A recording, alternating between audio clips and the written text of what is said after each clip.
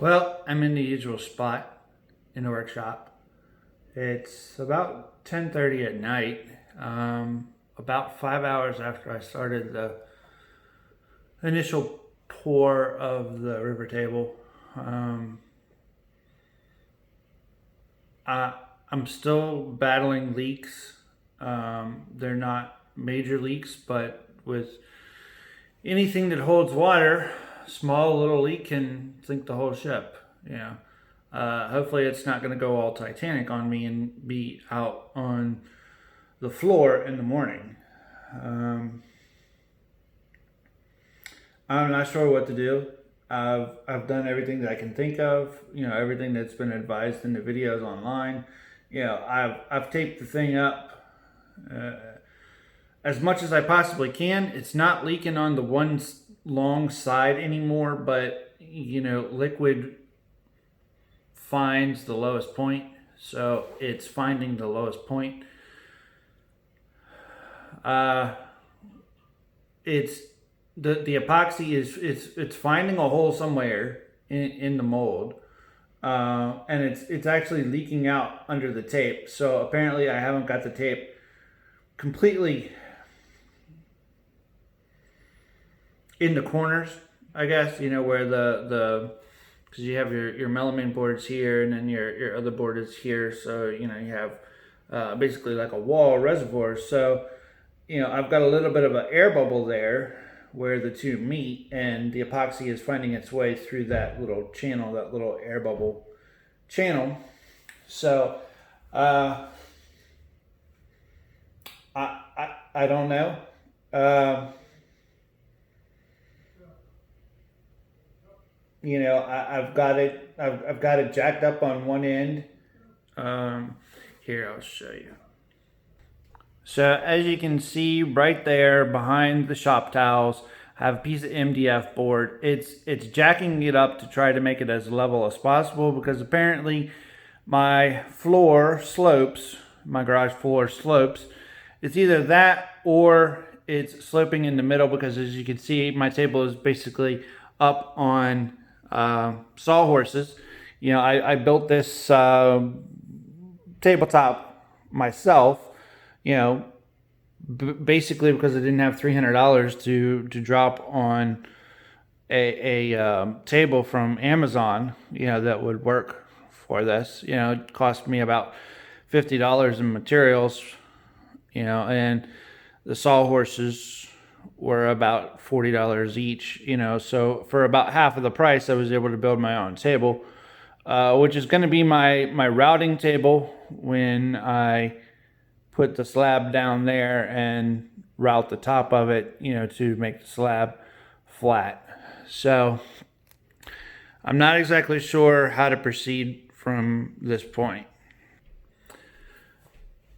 So I'm battling the worst case scenarios right now, and that's what happens when with people who have anxiety. They do the what ifs. What if this and what if that, and some of it may come to pass, and some of it may not. I'm not totally sure. All I can do is go with it and see what the outcome is, and then deal with the outcome. Um, I think being discouraged right now is sort of dampening my joy on it. I was super excited when the epoxy got here at 5:30. Well, about 5 o'clock, it got here. I was waiting all day long for the stinking Amazon driver to show up, and they were at the next street up at 3:30 in the afternoon, and then because I could clearly see them from my front window, in the cul-de-sac of the next street up. And I didn't get my stuff for another hour and a half. So apparently it takes them an hour and a half to drive from one street to the other, which is ridiculously stupid. So, but who am I to, I don't work for Amazon, I work for myself, so if I worked for Amazon, I'd route the guys differently. I'd route them smartly, so I don't know. I started, I got everything ready. at about 5:30 and started pouring. And by the time that I was finished, it was about 8 o'clock. So I sat down, ate something, watched a little bit of TV, and I came out here to check on things and see what was going on with it. And I'm still having problems.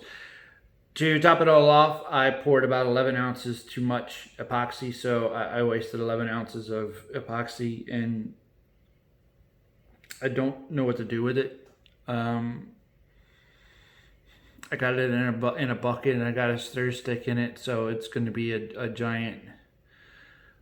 Basically, it's going to be a giant middle finger, a green giant middle finger to me, saying, "Haha, you didn't do it right." So I don't know. Actually, probably shouldn't say that. It's going to look more like a push pop than anything, a green push pop. So I don't know. I'll deal with the disappointment and discouragement in the best way that I can. I have to stay positive. I can't let it. I can't let it stop me. Because if you fail on the first one, you never do the next one. And so having these issues with this one, so many issues because of it being my first one. Everything from the wood to the leaking epoxy to,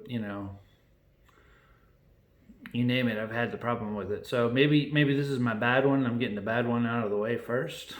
Maybe that's the case. Yeah, that would be nice, right? Then I can go to the next one and do awesome on it. So I do like the colors of it, though. The color combo came out really nice. But the leaks. The leaks. If I could only figure out where it was leaking from and how it was leaking, then I'd be okay. Well, actually, I've got I think I have 3 areas that are leaking, actually. One on both of the short ends, and then one on the long side is leaking. So I've patched them as good as I can. I'm almost out of Tyvek tape.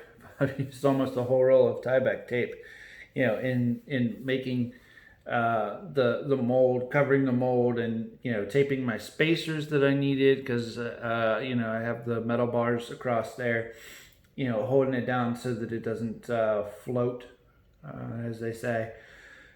I probably could do with some more clamps and some more spacers and another bar, have 3 of them across there, but I'm not sure if that would really do much good whatsoever.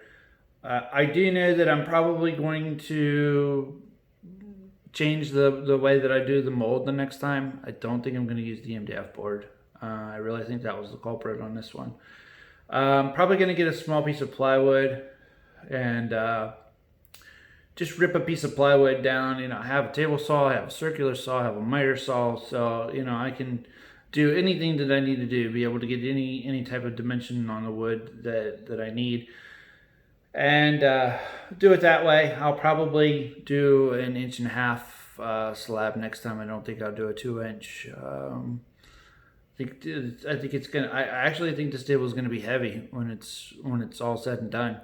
And I'm just thinking about how am I going to move it when by myself, especially.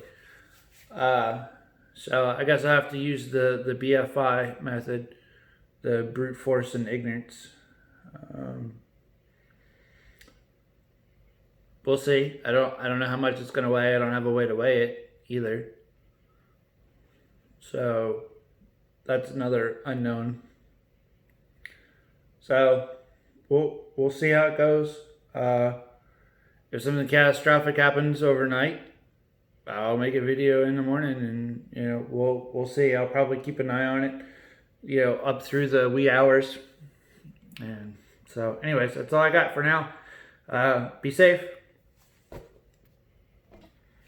So, I know I said that I was gonna go do other things, but something that just came to my mind to do would be to maybe caulk the edges of the mold and then tape it.